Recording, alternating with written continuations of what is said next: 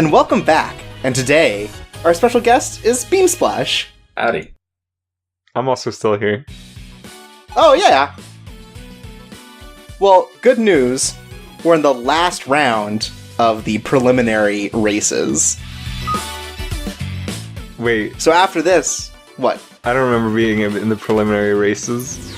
Well, we're using the virtual helmet to be in the preliminaries. Okay, was the prison man another part of that?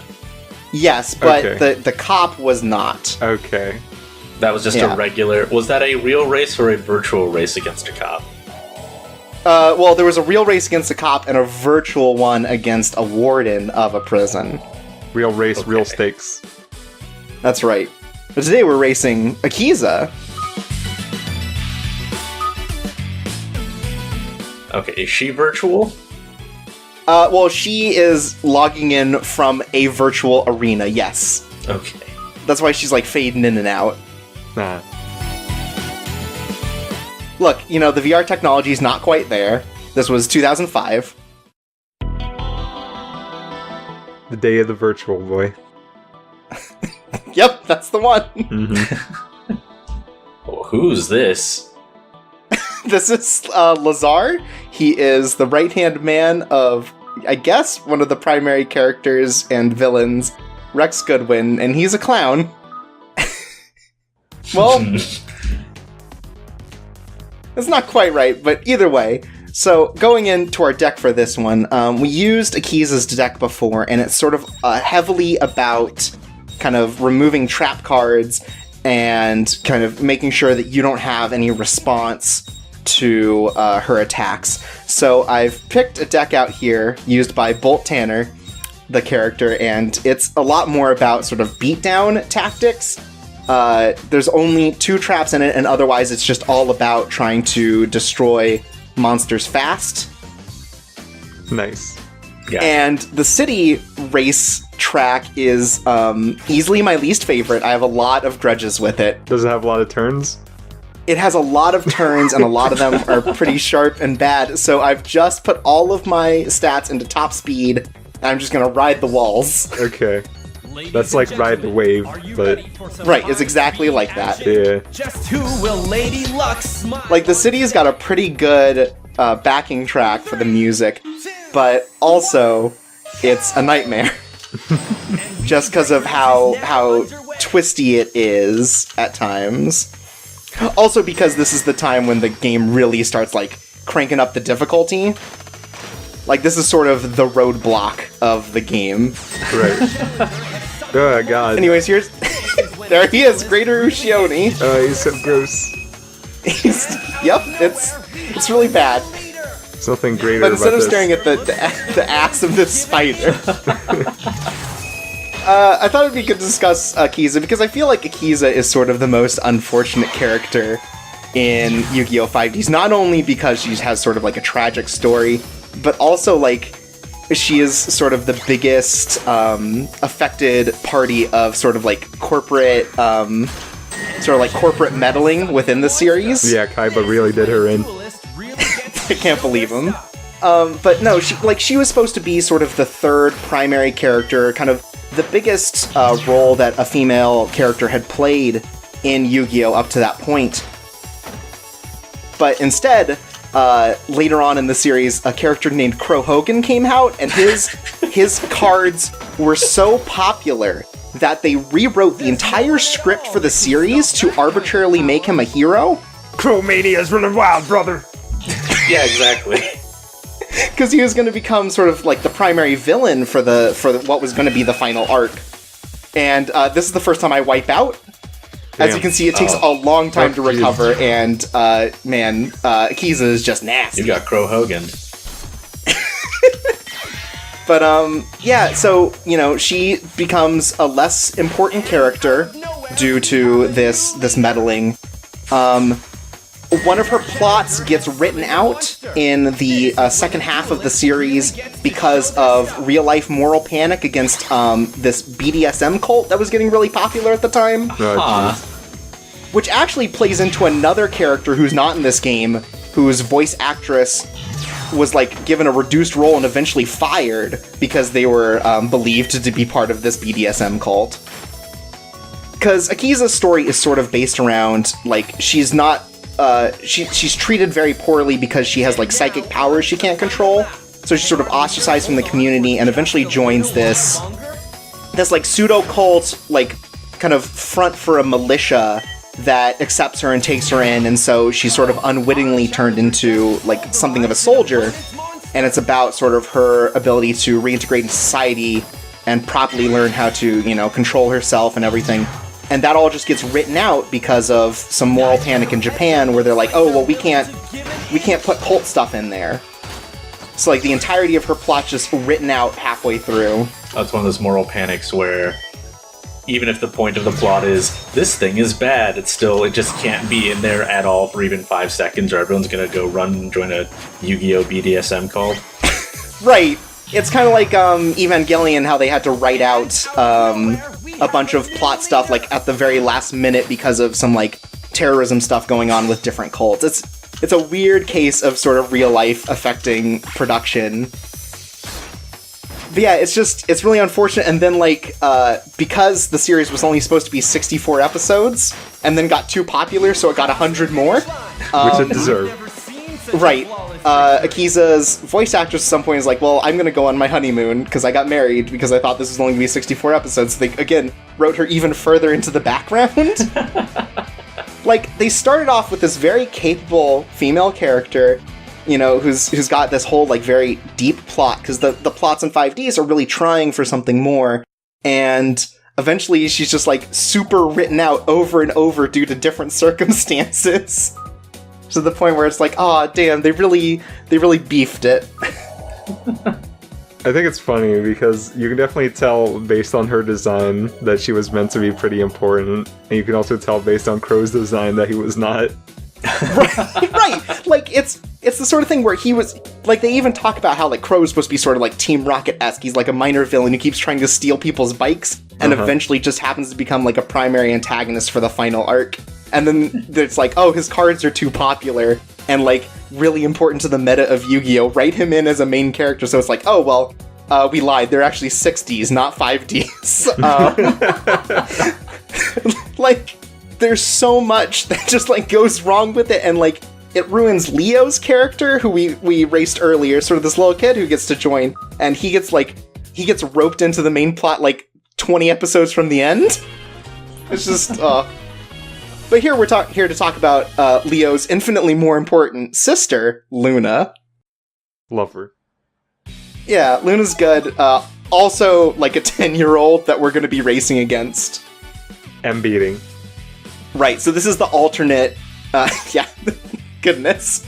This is the alternate race here. So, on the first playthrough, you fight Akiza, and this one you fight Luna. Seems weird that sort of like second playthrough, let's give you the hard one. Oh, it's Luna. You know, this 10-year-old. Like, don't sell her short. 10-year-olds can be very smart. It's true. And she's got psychic powers too, where she can visit the dual spirit world, where all the dual spirits live. Whoa. Okay, yeah, that sounds a little more intimidating than... Like, if you just say they're 10, that's a little different than they also have psychic powers related to the thing you're doing, specifically. Right, sort of everyone who is a signer in this one, so that, like, the main plot has, like, a ability that is, like, based around some kind of, like, psychic abilities, or, like, I don't know, just manipulating the world state. Huh.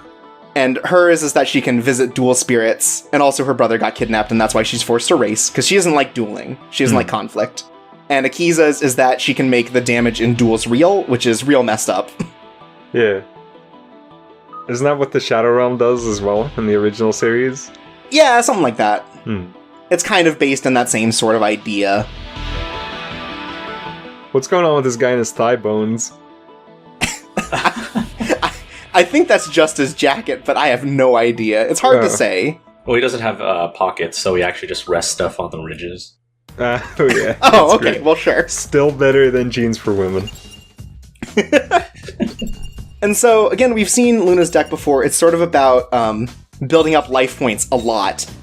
easily up to the damage cap. And so what I wanted to try to do is build a deck based on like Hunter Pace's deck, who we'll see next episode, that's just based around sort of like burn damage and things that don't require me to attack her, because she has a lot of trap cards that flip, and just like, if you attack her, she just gains 1,000 life points and stuff.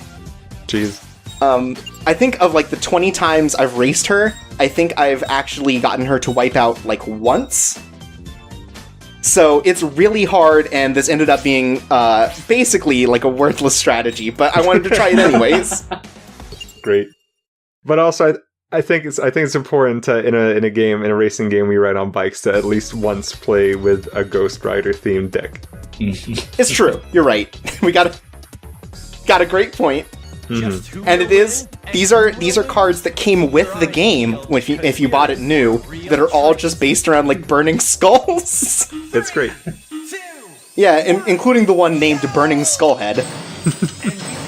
Well, straight to the point. Right, look, it's got to work out that way. But yeah, whereas last time it's like I could kind of hit Akiza multiple times. I think I had to end up knocking her out like 3 or 4 times within the race to win. I just don't have that luck with Luna.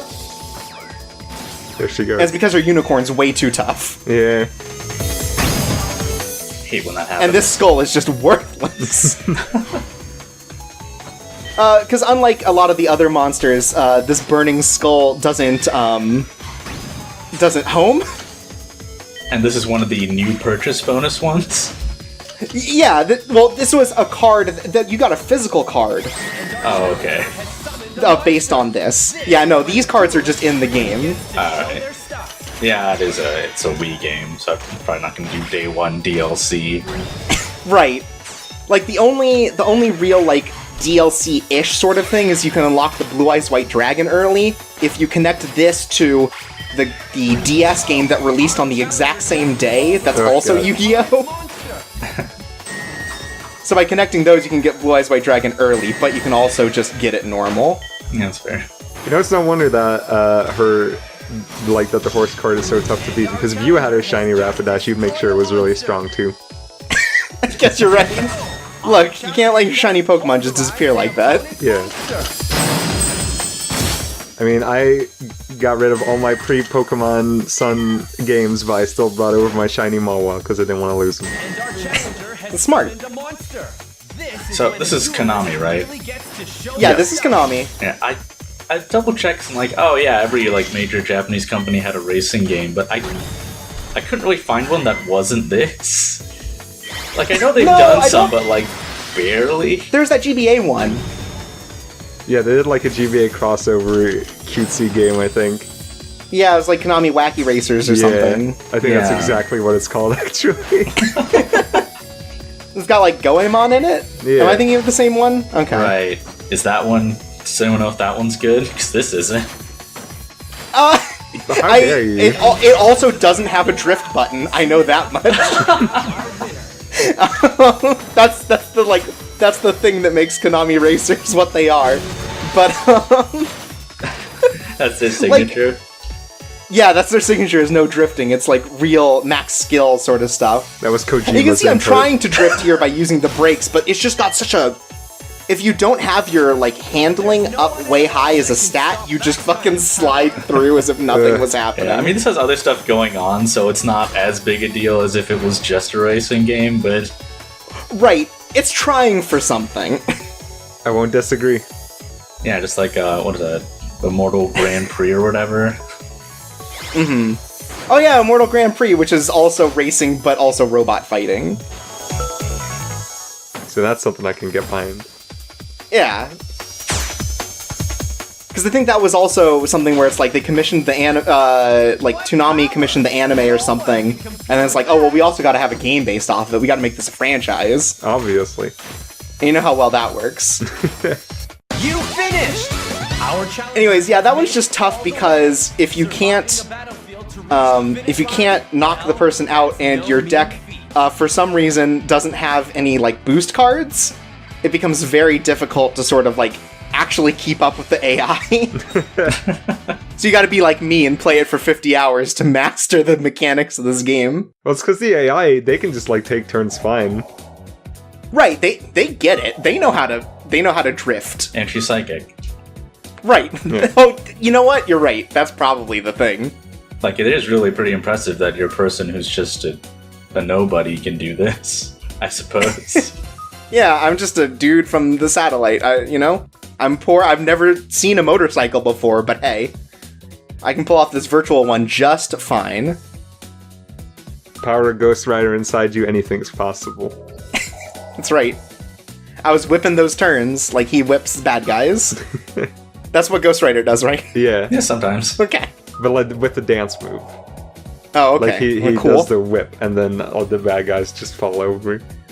Oh, it's like a Thriller. Yeah. He gets them all to do the move. Okay. Yeah, he does the whip, and then he burns their souls with the move called the Nene Stare. Oh, okay. So we've finished the preliminary race, and now we get to actually go to the hoity-toity part of town. We get to go into Neo Domino City proper Sweet. for the Wheelie Breakers Championship.